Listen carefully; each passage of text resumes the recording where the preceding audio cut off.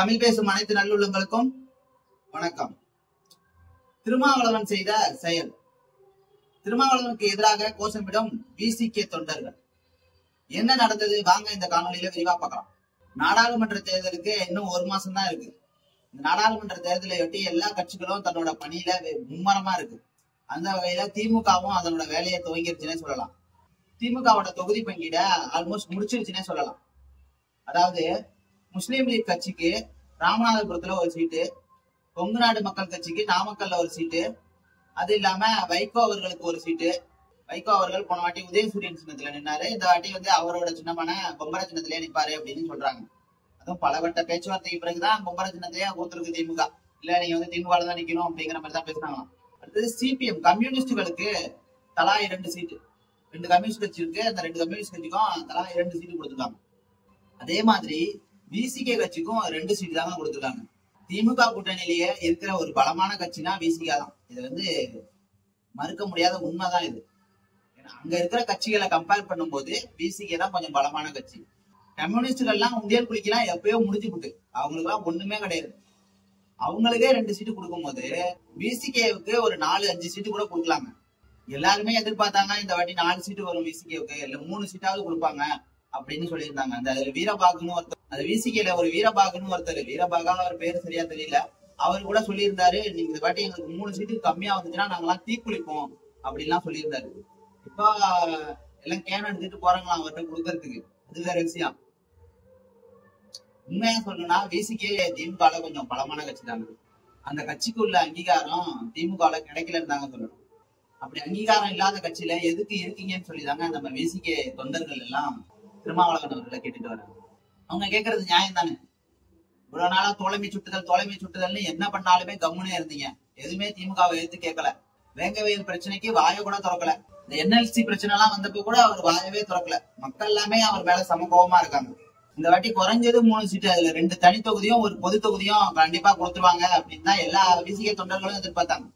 அப்படிதான் திருமாவளவன் அவர்களும் அதை சொல்லியிருந்தாரு முன்னாடியே. ஆனா இப்போ 2 தனி தொகுதி மட்டும் தாங்க கொடுத்துருக்காங்க.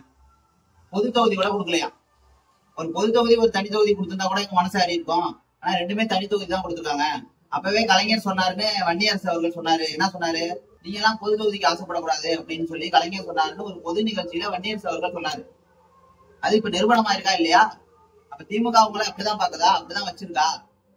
அப்ப இன்னைய வரைக்கும் ஏன் திமுக இருக்கீங்க அப்படின்னு சொல்லி விசிகே தொண்டர்களே பதிவுகளை போட்டுட்டு இருக்காங்க. எனக்கு தெரிந்த விசிகே தொண்டர்கள் கூட இதுதான் சொல்றாங்க. நாங்கெல்லாம் ரொம்ப எதிர்பார்த்தோம், இந்த வாட்டி திமுக தோல்வியை மண்ணை கவுணும் அப்படின்னு சொல்லி பேசிட்டு இருக்காங்க. அதுலயே இரு தரப்பினர் இருப்பாங்க இல்லையா. ஒரு தரப்பினர் சொல்றாரு திமுக மண்ணை கவுனா யாருக்கு நட்டம், யாருக்கு நட்டமா இருந்தா அவங்க வெற்றி பெற்றா மட்டும் நம்மளுக்கு என்ன லாபம் அப்படின்னு ஒரு தரப்பை கேட்டுட்டு இருக்காங்க. அவங்களுக்குள்ளேயே பெரிய வார்த்தை சண்டைகள், பலதரப்பட்ட முரண்பாடுகள் இதெல்லாம் இருக்கு. காரணம் என்னன்னா திமுக எதுக்கு 2 சீட்டு தான் கொடுத்துச்சு விசிகேவுக்கு. திருச்சியில போட்டோமே வெல்லும் சனநாயக மாநாடு, நல்ல கூட்டம் இல்லையா, எவ்வளவு மக்கள் வந்தாங்க. இதெல்லாம் பார்த்துட்டு கூட 2 சீட்டு தானா? அப்ப இதெல்லாம் போட்டதெல்லாம் வேஸ்டா போச்சு. ஸ்டாலின் அங்க அவ்வளவு பேசினாரு, சமூக நீதி அந்த நீதி எல்லாம் பேசினாரு. இந்த சமூகத்துக்கு கிடைக்கிற நீதியா தானா? இன்னும் என் திருமாவளவன் அவர்கள் திமுக கூட்டணியிலே தொடரணும். அவர் தனிச்சு நிக்கலாமே. இது வரைக்கும் விசிகே தனிச்சே நின்னதுல அவங்களோட வாக்கு வங்கி என்ன அப்படிங்கிறதும் அவருக்கு தெரியாது. ஒரு தடவை தனிச்சு நின்று நம்ம பலம் தான் என்ன அப்படின்னு பாத்துடலாமேன்னு விசிகே தொண்டர்கள் சொல்லிட்டு இருக்காங்க. இதுதான் சரியான வாய்ப்பு, இந்த 2 சீட்டு வேணாம் எங்களுக்குன்னு தூக்கி போட்டுட்டு வாங்க நம்ம தனிச்சு நிற்போம் அப்படின்னு சொல்லி கூப்பிட்டு இருக்காங்களாம். பாமகவை பாருங்க, 3 முறை தனிச்சு நின்று இருக்காங்க. குறைஞ்சது வட மாவட்டங்கள்ல 15% ஓட்டு எடுத்திருக்காங்க. அப்ப அவங்களோட பலம் மற்ற கட்சிக்கு தேவைப்படுது. அந்த பலத்தை நிரூபிச்சதுனாலதான் அவங்க கேட்கிற சீட்டு அவங்களுக்கு கிடைக்குது. அவங்கள தேடி கூட்டணிக்கு அழைக்கிறாங்க. ஆனா நம்ம நிலைமையா இப்படி இருக்கு. நம்ம ஏன் 2 சீட்டுக்கும் 3 சீட்டுக்கும் கெஞ்சிக்கிட்டு கிடக்கும்? கேட்கிற சீட்டை கூட கொடுக்க மாட்டாங்களே, நம்ம கிட்ட பலம் இல்லையா அப்படின்னு சொல்லி விடுதலை சிறுத்தை கட்சிகள் தெரிஞ்ச அனைத்து தொண்டர்களுமே பேசுறாங்க. அவங்க கேட்கறதுல ஒண்ணும் தப்பு இல்ல. இதை திருமாவளவன் அவர்கள் சிந்திச்சு பார்க்க வேணாமா? ஆல்ரெடி பழைய சமூக மக்கள் அதிகமா ஈர்க்கப்படுவது நாம் தமிழர் கட்சியால. இது நிதர்சனமான உண்மை. அவங்க எல்லாம் என்ன சொன்னாங்கன்னா இதுதான் சொல்றாங்க, எது திமுக அதிமுக நாங்க வேணாம்னு நினைக்கிறோம். ஆனா எங்க அண்ணன் திருமாவளவன் அவர்கள் திமுகவிலேயே தொடர்ந்துட்டு இருக்காரு.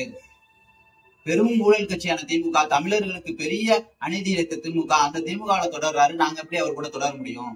அண்ணன் திருமாவளவன் மேல எங்களுக்கு தனிப்பட்ட முறையில மரியாதை இருக்கு. அதுக்காக அவர் திமுக இருக்கும்போது எங்களால சப்போர்ட் பண்ண முடியாதுன்னு சொல்லி நிறைய பழைய சமூக மக்கள் நாம் தமிழர்ல இருக்காங்க.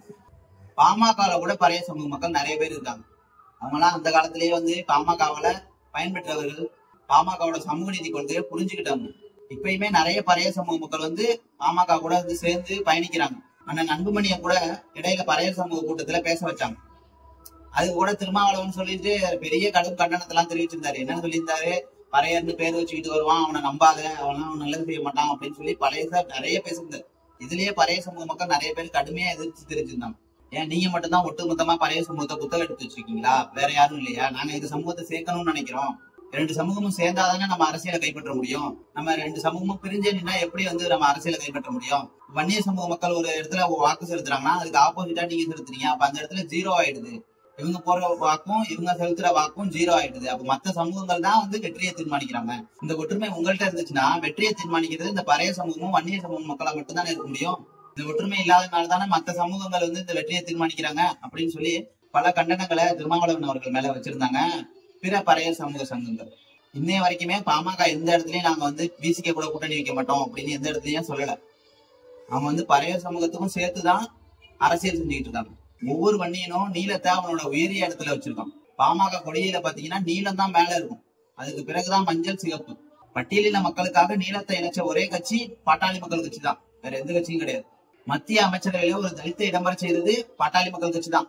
அந்த பாட்டாளி மக்கள் கட்சி செய்யல அப்படின்னா தலித் மக்களுக்கு இந்த ஒரு வரலாறு இல்லாமலே போயிருக்கும். இது வரைக்கும் மத்திய அமைச்சரவையில யாருமே அமைச்சரா இருக்க முடியாது. விசிகே அவர்களால் செய்ய முடிஞ்சதா? திரு திருமாவளவன் அவர்களால் செய்ய முடிஞ்சதா?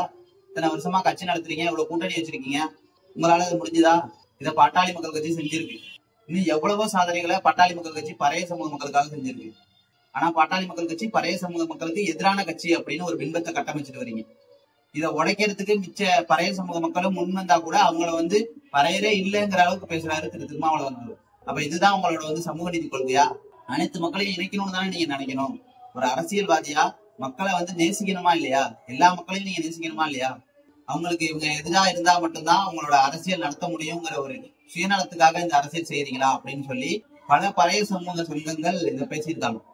விசிகே தொடர்ந்து திமுகவிலே பயணிச்சா விசிகே தொண்டர்களே அங்க இருந்து வெளியில வந்துருவாங்க.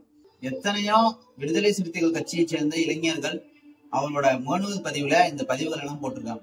இந்த வாட்டி திமுக வந்து கண்டிப்பா மண்ணை கவ்வும், இந்த வாட்டி திமுக வந்து வெற்றி பெறக்கூடாது அப்படின்னு சொல்லி தன்னோட ஆதங்கத்தையும் வழிகளையும் தெரிவிச்சிருக்காங்க. ஒரு சின்ன சின்ன கட்சிகளுக்கும் 2 சீட்டு, விசிகேவுக்கும் 2 சீட்டா? இதுதான் உங்க சமூக நீதியா?